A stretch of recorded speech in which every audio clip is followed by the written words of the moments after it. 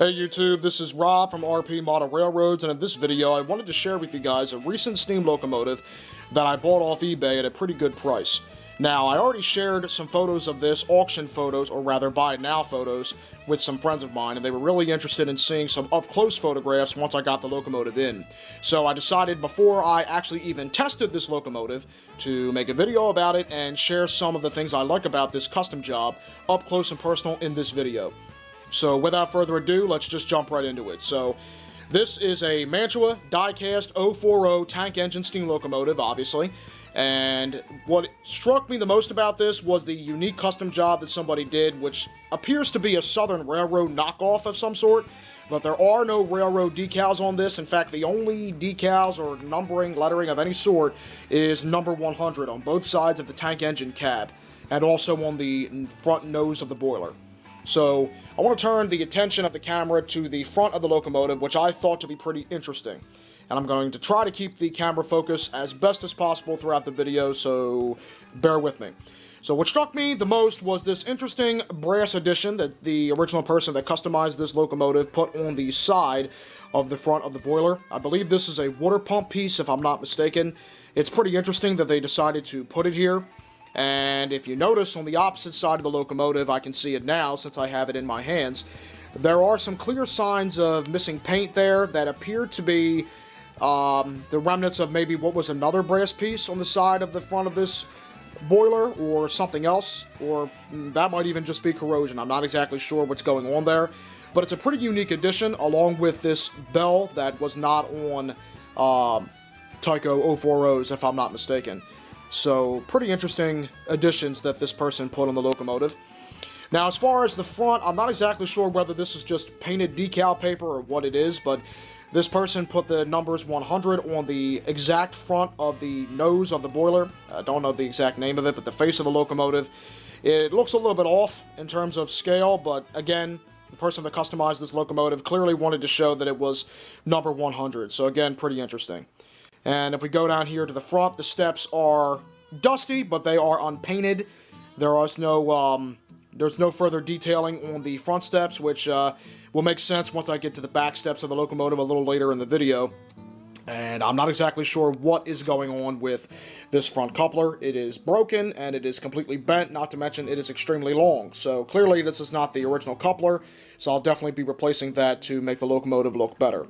Now, to the side of the locomotive, both sides.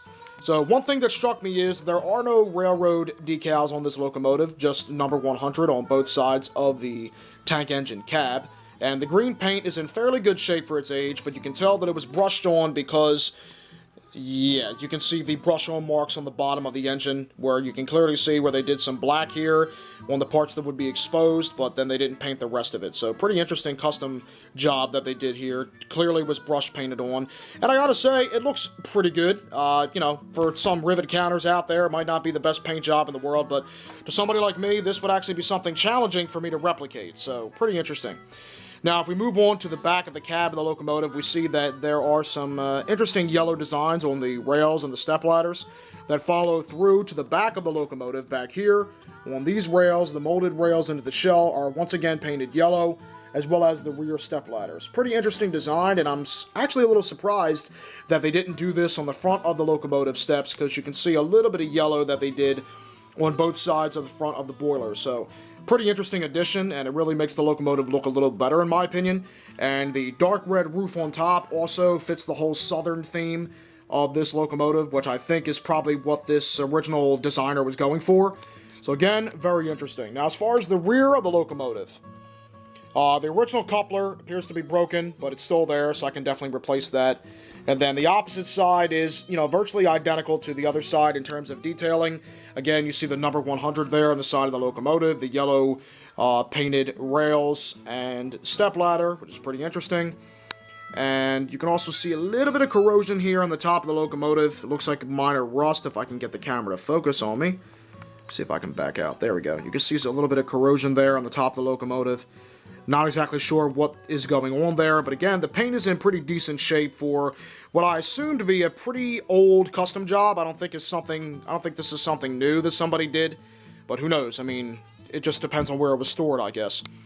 But anyway, so obviously I bought this locomotive. I believe I already mentioned it. I bought it untested. But I have faith in Tyco MU2s that this thing will roar to life. And to show further proof of that, if you look at the gears here, well, there's a little bit of dust now on the gear. Let me blow that off. There we go. Now, this thing looks pretty dry in terms of the gears. They might need to be cleaned, but I'm not sure. But the wheels themselves look pretty clean. So I am guessing this locomotive probably didn't have much runtime. So let's put it on the tracks and apply some power and see what happens. This is the first time I've tried to run this locomotive since I got it. I just got it in the mail a few days ago. So without further ado, let's see if it will run. Alright, we're applying quite a bit of power, and it moved a little bit. Push it forward. There we go.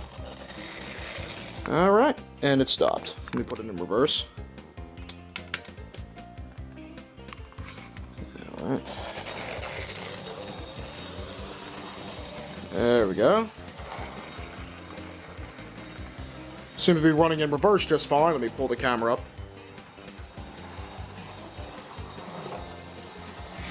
Alright, well, this locomotive runs, which is not a surprise to me at all because, as I said, I have full faith in all Tyco MU2 style motors.